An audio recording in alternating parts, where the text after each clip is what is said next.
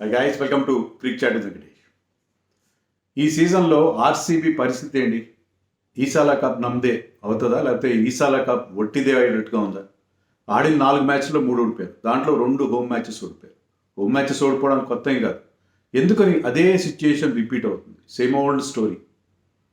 దాని గురించి ఈ వీడియోలో మనం మాట్లాడుకుందాం.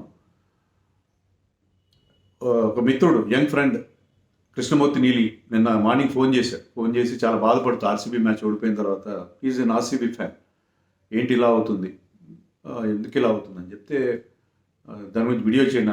నాకు కూడా అనిపించింది వీడియో చేయాలి, దీని గురించి చేయాలి, మాట్లాడుకోవాలి. మనం కొన్ని వాస్తవాలు మాట్లాడుకోవాలి, అవి కొంచెం చేదుగా ఉన్నా సరే, వాస్తవాలు ఎప్పుడు చేదుగానే ఉంటాయి.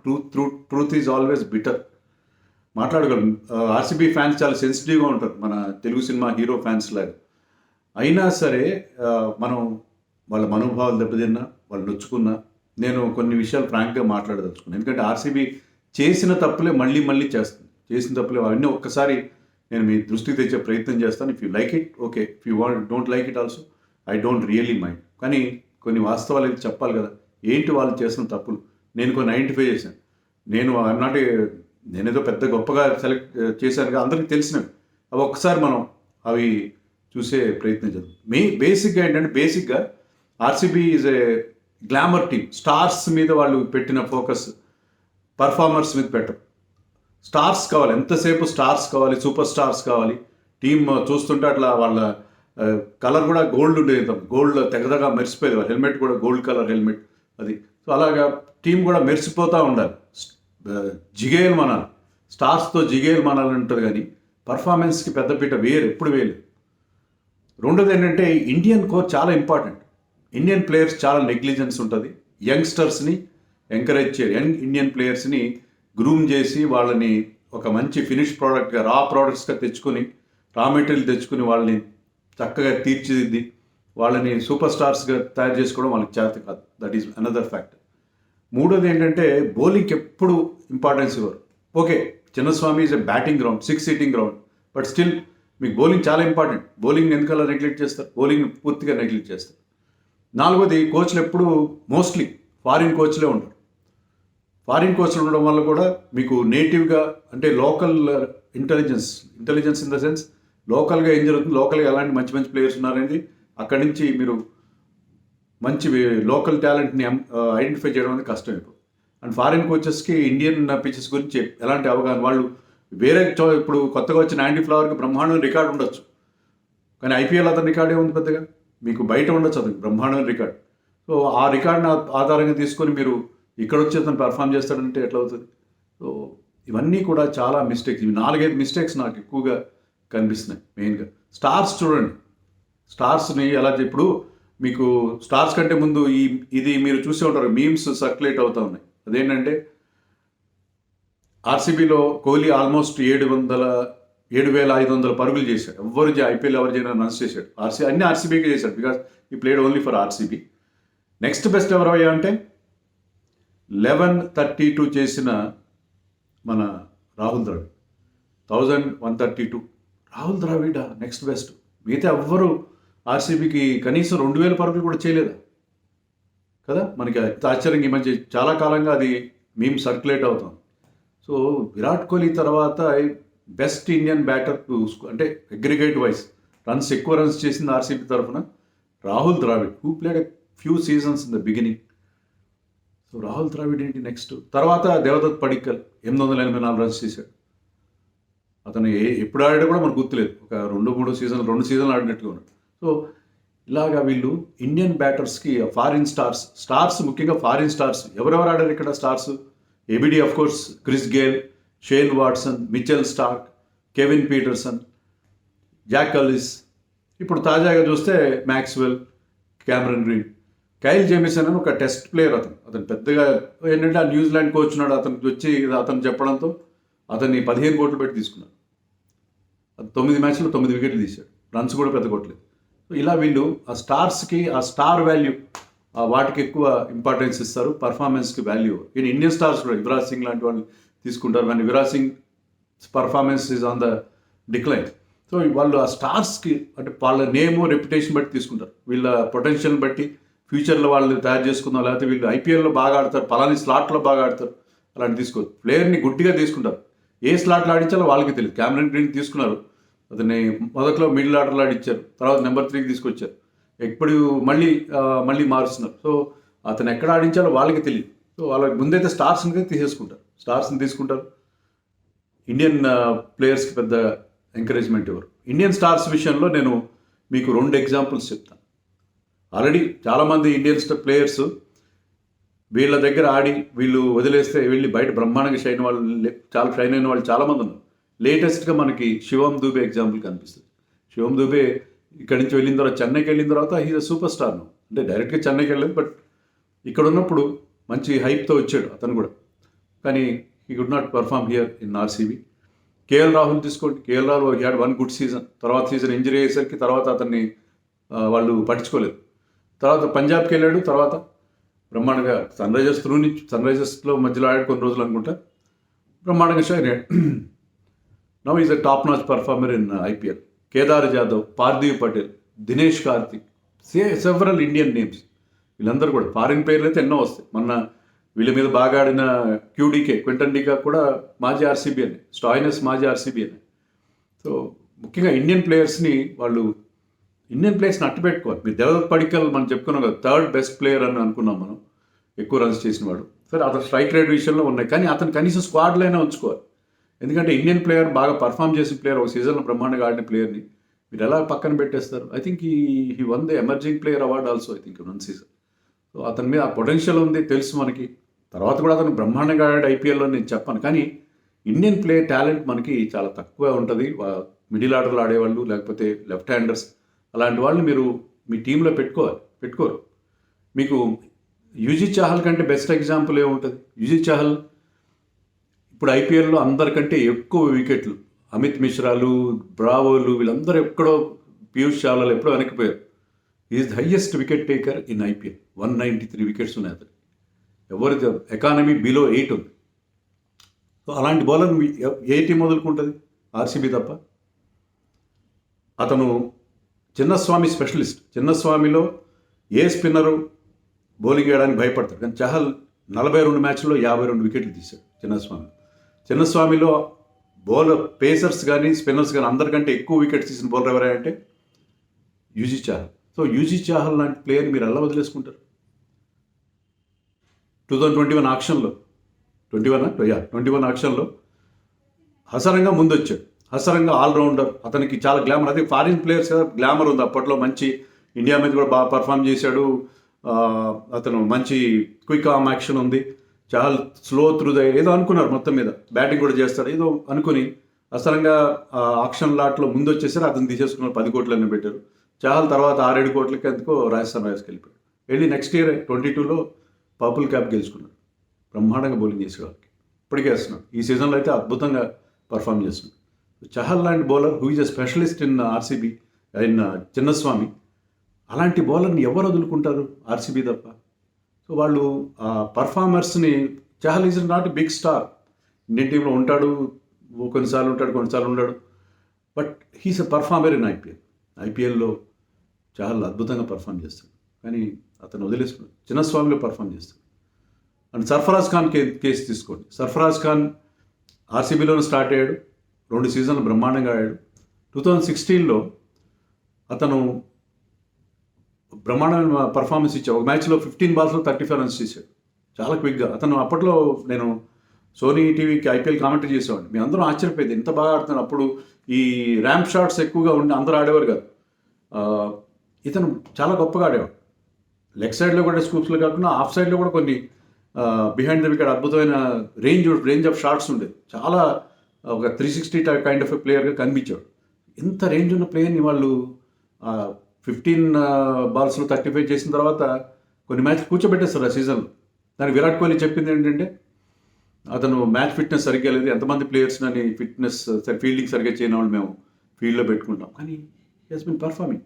తర్వాత 18లో అతను రిటైన్ కూడా చేసుకున్నారు, కానీ అతనికి సరైన అవకాశాలు లేదు. అప్పటి నుంచి ఎప్పుడైతే ఆ 16లో అతన్ని టీంలో మంచి ఊపు మీద ఉన్నప్పుడు అతన్ని డ్రాప్ చేశారు టీం నుంచి, తర్వాత he was not the same Sarfaraz Khan again. మళ్ళీ ఇప్పుడు టెస్ట్ మ్యాచ్లోకి వచ్చాడు, మళ్ళీ he will come back to IPL definitely. ఫ్యూచర్లో ఐపీఎల్లో కూడా తన సత్తా చూపిస్తాడు. కానీ అప్పుడు తగిన జోల్ట్ నుంచి అతను ఇంకా రికవర్ కాలేదు. ఇలా యంగ్స్టర్స్ చాలామందిని వాళ్ళు తీసుకొస్తారు. సరిగ్గా నవదీప్ సైని ఇలాంటి వాళ్ళందరూ, నవదీప్ సైని ఒక సీజన్ అంతా కూర్చోబెట్టారు, ఒక్క మ్యాచ్ ఆడించలేదు. సో అలా చాలామందిని తీసుకుంటారు యంగ్స్టర్స్ని, సరిగ్గా వాళ్ళకి ఛాన్సెస్ ఇవ్వరు. అలాగే వాళ్ళని ఈ సీజన్లో చూడండి, మీకు Indian batting is a problem. Indian batting problem. కానీ మీరు మహిపాల్ లోమ్రోడ్ సెకండ్ మ్యాచ్లో డీకేతో కలిసి మ్యాచ్ గెలిపించి పెట్టాడు పంజాబ్ కింగ్స్ పైన. 212 ఎంత స్ట్రైక్ రేట్, 8 బాల్స్లో 21 ఎంతో రన్స్ చేశాడు, ఒక 6 కొట్టాడు, 2 4 కొట్టాడు. సో రాష్ట్రంలో అవసరమైన ఫినిషింగ్ టచ్ ఇచ్చాడు. నెక్స్ట్ మ్యాచ్కి he was not there. So అతన్ని ఇంపాక్ట్గా యూజ్ చేస్తున్నారు. కానీ ప్రతిసారి బ్యాటింగ్ ఫస్ట్ చేసినప్పుడు ఈ should be in the starting 11. అంత బాగా ఆడిన ప్లేయర్ని మీరు పక్కన నిలబెడతారు. ఆ తర్వాత మ్యాచ్లో విశాఖ్ విజయ్ కుమార్ మంచి బౌలింగ్ వేశాడు. మిగతా వాళ్ళందరూ రన్స్కి వెళ్తుంటే కేకేఆర్ మీద అతను చాలా టైట్ బౌలింగ్ వేసాడు, వికెట్ కూడా తీశాడు, స్లో రన్స్ బాగా వేశాడు. కానీ నెక్స్ట్ మ్యాచ్కి లీడ్ అవుతాడు.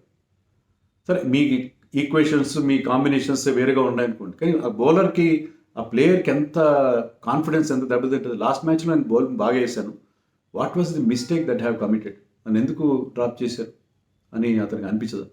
సో ఎగ్జాంపుల్స్, వాళ్ళు యంగ్ టాలెంట్ని, ఇండియన్ టాలెంట్ని ఏ రకంగా హ్యాండిల్ చేస్తారు, ఏ రకంగా హ్యాండిల్ చేస్తున్నారు under different coaches, different captains, అది నేను చెప్పదలుచుకున్నాను. ఎవరిని I'm not pointing out fingers on anybody. So ఇలా వాళ్ళు కల్చర్, ఒక్కొక్క ఫ్రాంచైజీలో ఒక కల్చర్ ఉంటుంది. వీళ్ళ కల్చర్ అది. ఇండియన్ ప్లేయర్స్ని సరిగ్గా ట్రీట్ చేయరు, ఫారిన్ స్టార్స్కి పెద్ద పీట వేస్తారు, వాళ్ళ మీదే ఉంటుంది. మా దగ్గర క్రిస్ గేల్ ఉన్నాడు, డెవిలియర్స్ ఉన్నాడు, కోహ్లీ ఉన్నాడు, వాట్సన్ ఉన్నాడు, వాట్ ఎల్స్ వీ వాంట్, ఇంకెవరు అవసరం లేదు. మొన్న ఆక్షన్లో చూడండి, లాస్ట్ ఇయర్ ఆక్షన్, ఈ సీజన్ కోసం జరిగిన ఆక్షన్లో వాళ్ళ దగ్గర మంచి అమౌంటే ఉంది, కానీ దాంట్లో మేజర్ పోర్షన్ ఆ ట్రేడింగ్లో క్యామరన్ గ్రీన్ ఖర్చు పెట్టేశారు. ఎందుకంటే మాకు మిడిల్ ఆర్డర్లో ప్రాబ్లం, క్యామరన్ గ్రీన్ వస్తే చాలు. కేజీఎఫ్ ఉన్నారు అక్కడ, కోహ్లీ, గ్లెన్ అండ్ ఫ్యాఫ్ ఉన్నారు, ప్లస్ కేజీఎఫ్ 2 సెకండ్ జీ ఇతను వస్తే మనకి అయిపోయింది, మన ప్రమాణం సెటిల్ అయిపోయింది బ్యాటింగ్. మిగతా వాళ్ళు ఒక్క ఇండియన్ ప్లేయర్ని మిడిల్ ఆర్డర్లో పనికిచ్చే వాళ్ళు తీసుకోలేదు. ఆ ముగ్గురే ఉన్నారు, అదే రజత్ పటీదార్, అనుజ్ రావత్, సుయాష్ ప్రభుదేశాయ్, మహిపాల్, వాళ్ళు నలుగురే ఉన్నారు. మీరు తీసుకోవాలి కదా, వేరే వాళ్ళు కూడా తీసుకొని పెట్టుకోవాలి. మిగతా టీమ్స్ చూడండి, బోల్డంత ఖర్చు పెట్టి శుభం దుబే, తర్వాత సమీర్ రిజ్వీ ఇలాంటి మీద 6-7 కోట్లు, 8 కోట్లు, రాబిన్ మించ్ ఇలాంటి ప్లేయర్స్ మీద తీసుకున్నారు. బోల్డన్ని కోట్ల రూపాయలు వెచ్చించి యంగ్ ఇండియన్ మిడిల్ ఆర్డర్ బ్యాట్స్ని తీసుకున్నారు. వాళ్ళు షైన్ అవుతారు ఈరోజు కాబట్టి తయారు చేసుకుందాం అన్నట్టుగా తీసుకున్నారు. కానీ వీళ్ళు అలా చేయలేదే, వీళ్ళు అస్సలు చేయలేదు. వీళ్ళు ఒక్క యంగ్ ప్లేయర్ అని తీసుకోలేదు. ఆ మిడిల్ ఆర్డర్లో ఆ డొలతనం అలాగే కనిపిస్తుంది. అనుజ్ రావత్ ఒక మ్యాచ్ బాగా ఆడిన తర్వాత పర్ఫార్మ్ చేయట్లేదు. Rajat Patidar is going through a horror. So వీళ్ళకి ఈ ప్రాబ్లం కంటిన్యూ అవుతాను. మీరు చాలా టీమ్స్ చూడండి, ఇప్పుడు ముంబై ఎంత బాగా నమన్ధీర్ని, మన తిలక్ వర్మని ఎంత బాగా తయారు చేసుకున్నారు వాళ్ళు, హోమ్ గ్రౌండ్ ప్రోడక్ట్స్ వాళ్ళంతా. ముంబై అలా యంగ్స్టర్స్ని ఐడెంటిఫై చేస్తారు, ఆ టాలెంట్ స్కౌట్స్ వీళ్ళకి ఉన్నారా నాకు అనుమానం. ఎవరినైనా తీసుకొచ్చారు. ఇప్పుడు మీరు కేకేఆర్ చూడండి, కేకేఆర్ సుయాష్ శర్మ అనే వాళ్ళని ఎక్కడి నుంచో ఫైండ్ అవుట్ చేశారు. లాస్ట్ సీజన్ ఈ perform wonderfully well. And Rinku Singh, ఇంకా అనుకూల్ రాయ్, వీళ్ళందరినీ వాళ్ళు తయారు చేస్తున్నారు కదా, బ్రహ్మాండమైన ప్లేయర్స్ని వాళ్ళు తయారు చేసుకున్నారు. అది వీళ్ళ దగ్గర అది ఆల్వేస్ ఆబ్సెంట్. ఇంకా మీకు ఎల్ఎస్జీలో మరి మణిమారన్ సిద్ధార్థ్ టీఎన్పిఎల్లో అతన్ని పికప్ చేశారు, అతన్ని పికప్ చేసి అతను క్విక్గా వేస్తున్నాడు, 110, 113 అండ్ న్యూ బాల్తో ఆల్మోస్ట్ ఒక స్వింగ్ చేస్తున్నాడో లేకపోతే స్పిన్ చేస్తున్నాడో అర్థం కాదు. ఒక మంచి ఆమ్ బాల్ ఉన్నట్టుగా ఫైండ్ అవుట్ చేశారు. అడిగాడంటే జస్టిన్ లాంగా, ఆమ్ బాల్తో కోహ్లీని అవుట్ చేస్తామంటే ఎస్ సార్ అన్నాడు, అలాగే అవుట్ చేశాడు కోహ్లీని మణిమారన్. సో ఎక్కడి నుంచి వాళ్ళు ఫైండ్ అవుట్ చేస్తారు టాలెంట్ని, ఒక డిఫరెంట్ ప్లేయర్స్ని, వాళ్ళని డిఫరెంట్గా యూజ్ చేస్తారు. అతని చేత పవర్ ప్లేలు వేయించడం, అలాగే మయాంక్ యాదవ్, ఇలా చాలా టీమ్స్. ఇప్పుడు సిఎస్కే వాళ్ళు already tried and tested players, కాస్త ఏజ్ పెరిగిన వాళ్ళని తీసుకొని వాళ్ళ నుంచి పర్ఫార్మెన్స్ రాబెట్టుకుంటారు. అఫ్కోర్స్ వీళ్ళు కూడా డీకేని తీసుకున్నారు, అదొకటే వాళ్ళు చేసిన మంచి పని. కానీ ఈ డీకేని కూడా ఒకప్పుడు వదిలేశారు కదా, మళ్ళీ తెచ్చుకున్నారు డీకే. సో ఇలా వీళ్ళు ఇండియన్ టాలెంట్ని ప్రాపర్గా నర్చర్ చేయకపోవడం, వాళ్ళ టాలెంట్ స్కౌట్స్ ఎవరిని, హిమాంశు శర్మని తీసుకొచ్చారు, ఒక మ్యాచ్ ఆడిచ్చారు, ఏం బాగా పర్ఫామ్ చేయలేదు, మళ్ళీ ఇంకా ఈ సీజన్లో అతను కనబడలేదు, టీంలో అయితే ఉన్నాడు. అలాంటి కొత్త టాలెంట్ని తీసుకురావడం, ఒక ఎక్సైటింగ్ టాలెంట్ని ఎలా ఎక్కడి నుంచో దుర్బిడి వేసి పట్టుకొని తీసుకొచ్చి వీళ్ళ దగ్గర సిరాజ్, మీరు అనొచ్చు సిరాజ్ ఇక్కడే డెవలప్ అయ్యాడు కదా. సిరాజ్ టెస్ట్ మ్యాచ్ల్లో షైన్ అయిన తర్వాత హి పిక్డ్ అప్ కాన్ఫిడెన్స్. తర్వాత వైట్ బాల్ క్రికెట్లో రివర్స్ అయింది. టెస్ట్ మ్యాచ్లోనే అతను బాగా పర్ఫామ్ చేశాడు. తర్వాత వైట్ బాల్ క్రికెట్లో అకాడమీ బౌలర్ అన్న పేరు తెచ్చుకున్న తర్వాత టెస్ట్ మ్యాచ్లో వచ్చిన కాన్ఫిడెన్స్తో తర్వాత ఇంటర్నేషనల్ స్టార్గా మారిన తర్వాత is performing in white ball also. But Siraj RCB develop చేసిన ప్రోడక్ట్ అయితే నేనైతే అనుకోను. That is my feeling. తర్వాత ఈ ఫారిన్ కోచెస్ చూడండి, ఫారిన్ కోచెస్ ఉంటారు. ఇప్పుడు మైక్ హెసన్ వస్తాడా, అంతా వాళ్ళ ప్లేయర్స్ని ఫినాలని కైల్ జేమిసన్ని వాళ్ళని పుష్ చేస్తాడు. ఇప్పుడు యాండీ ఫ్లవర్ ఉన్నాడు. ఇండియన్ కోచెస్ ఉంటే అదే జరుగుతుంది. నేను మయాంక్ యాదవ్ గురించి నన్ను వీడియో చేశాను. మయాంక్ యాదవ్ని చూసిన సపోర్ట్ స్టాఫ్లోని విజయ్ దహియా ఇమీడియట్గా గౌతమ్ గంభీర్ ఫోన్ చేసి తను తీసుకుందామంటే అక్షరం తీసుకున్నాడు గౌతమ్ గంభీర్. అలాగే మీకు నెట్వర్క్ ఉంటుంది. లోకల్ కోచ్ ఉంటే ఏంటంటే మీకు నెట్వర్క్. ఇప్పుడు ఆశీష్ నెహ్రా, చంద్రకాంత్ పండిత్ ఎందుకు అంత మంచి రిజల్ట్స్ ఇస్తున్నారు? బికాస్ మీకు వాళ్ళు ఇండియన్ కోచెస్, వాళ్ళకి లోకల్ కండిషన్స్ మీద అవగాహన ఉంటుంది. లోకల్ ప్లేయర్స్ బాగా వాళ్ళు కమ్యూనికేట్ చేయగలరు. తర్వాత మీకు ఆ నెట్వర్క్ ఉంటుంది. మీకు మీ ఫ్రెండ్స్, మీతో కలిసి ఆడిన ప్లేయర్స్ మీకు కేసెస్ రిఫర్ చేస్తారు, ఈ ప్లేయర్ని చూడండి అని చెప్పి. సో ఫారిన్ కోచెస్ ఉన్నప్పుడు అంతా మీకు అంతా అయోమయం. సో అదొక ప్రాబ్లం. అన్నిటికంటే ముఖ్యం బౌలింగ్కి ఎప్పుడు కూడా ఇంపార్టెన్స్ ఇవ్వరు. అందుకే ఎక్కువ బ్యాట్స్మెన్ మీద ఫోకస్ పెడతారు. ఈసారి కూడా చూడండి, ఒక్క స్పిన్నర్ లేడు, సరైన స్పిన్నర్ని తీసుకోలేదు.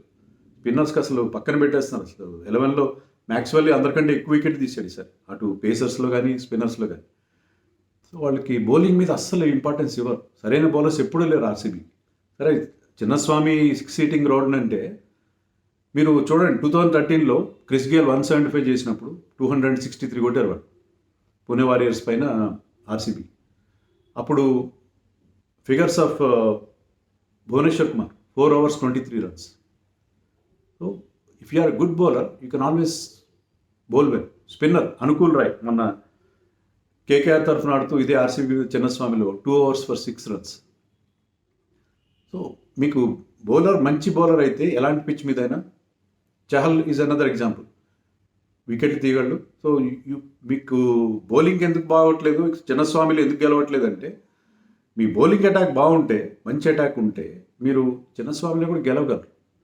ఎంత బ్యాటింగ్ రౌండ్ అయినా మీ దగ్గర మంచి బౌలర్స్ ఉంటే వాళ్ళు ఆ కండిషన్స్ తగినట్టుగా అడాప్ట్ అయ్యి మీకు ఫలితాలు ఇస్తారు. మీరు అలా కాకుండా బౌలింగ్ని పూర్తిగా నెగ్లెక్ట్ చేస్తే ఎక్కడి నుంచి వస్తాయి ఫలితాలు? ఇలాంటి చాలా factors, there are several factors, ఇవన్నీ కూడా వాళ్ళకి దెబ్బతీశాను నేను అనుకుంటున్నాను. ఏదో కొన్ని చెప్పే ప్రయత్నం మీకు నేను చేశాను. I could be wrong. ఎవరు మనోభావాలు దెబ్బతీసుకోవాల్సిన అవసరం లేదు. నా ఉద్దేశం ఏంటంటే, వాళ్ళు they are not learning from their mistakes. అవే పొరపాట్లు చేస్తారు. కోహ్లీ కెప్టెన్గా ఉన్నా, ఫ్యాఫ్ డు ప్లెసీ కెప్టెన్గా ఉన్నా, ఎవరున్నా వాళ్ళు సేమ్ మిస్టేక్స్ రిపీట్ చేస్తున్నారు. మళ్ళీ ఆ స్టార్స్కే ఇంపార్టెన్స్ ఇవ్వడం. ఇండియన్ కోర్ బాగున్న టీమ్సే, చెన్నై కానీ ముంబై కానీ టైటిల్స్ ఎందుకు గెలుస్తున్నాయి వాళ్ళకి? ఇండియన్ కోర్ బాగుంటుంది. ఇండియన్ ప్లేయర్స్ మంచి వాళ్ళని తీసుకొని వాళ్ళ చుట్టూ ఫారిన్ ప్లేయర్స్ పెట్టుకుంటారు. ఫారిన్ ప్లేయర్స్ చుట్టూ ఇండియన్ టీంని తయారు చేస్తే మీకు ఎప్పుడు సరైన ఫలితాలు రావు. వాళ్ళ అవైలబిలిటీ ప్రాబ్లం ఉంటుంది. తర్వాత వాళ్ళ మీద ప్రెషర్ ఎప్పుడు ఉంటుంది. నేను బాగా ఆడకపోతే ఇంకోళ్ళతో రీప్లేస్ చేస్తారని ఒక ప్రెషర్ ఉంటుంది. ఇండియన్ ప్లేయర్స్కి అలాంటి ప్రెషర్ తక్కువ ఉంటుంది. ఇలాంటి అన్ని ఫ్యాక్టర్స్ కలిసి నేను 16 ఏళ్ళు దాటిన తర్వాత 17 ఏళ్ళు కూడా మళ్ళీ ఈసారి కూడా already fans of resign to their fate అనిపిస్తుంది. ఇప్పుడు ఈసారి కూడా వచ్చే సూచనలు, ఎందుకంటే 3 మ్యాచ్లు ఓడిపోయినంత మాత్రాన పూర్తిగా ఆశలు వదిలేసుకోవాల్సిన అవసరం లేదు. కానీ ఇక్కడి నుంచి వాళ్ళు ఇంప్రూవ్ అవుతారు. బౌలింగ్ అంత వీక్గా ఉంది. బ్యాటింగ్లో మ్యాక్స్వెల్ ఫామ్లో లేడు. ఆ గ్రీన్ ఒక 30 కొట్టాడు తప్ప మిగతా 3 మ్యాచ్ల్లో ఫెయిల్ అయ్యాడు. ఫ్యాఫ్ డు ప్లెసీ బాగట్లేదు. కోహ్లీ ఆడుతున్నాడు కానీ అంత స్ట్రైక్ రేట్ మీద క్వశ్చన్ మార్క్స్ ఉన్నాయి. చాలామంది నిన్న సునీల్ నారాయణ ఆడిన తర్వాత కూడా కోహ్లీ మీద టార్గెట్ చేస్తూ సోషల్ మీడియాలో ఇలాంటి ఇంటెంట్తో ఆడాలి అని చెప్పి మనకి అక్కడ సోషల్ మీడియాలో చాలా ట్రెండింగ్ అయినట్టుగా ఉంది టాపిక్. ఇలాంటి సిచ్యుయేషన్లో మరి సరే, ఈ 3 మ్యాచ్లు ఓడిపోయినంత మాత్రాన అప్పుడే టోర్నమెంట్ అయిపోలేదు. కానీ భవిష్యత్తులో ఈ బౌలింగ్తో Siraj is not doing well, ఎవ్వరు అక్కడ సరైన బౌలర్గా కనపట్లేదు. ఈ బౌలింగ్తో వీళ్ళు టైటిల్ గెలిచే అవకాశం ఉంటుందా అనేది అనిపిస్తుంది. అందుకే ఈ ఫ్యాక్ట్స్ నాకు అనిపించినాయి, వీళ్ళు చేసిన తప్పులు, అవి మీ దృష్టికి తేవడానికి వీడియో చేస్తాను. మీ అభిప్రాయాలు కామెంట్స్లో చెప్పండి.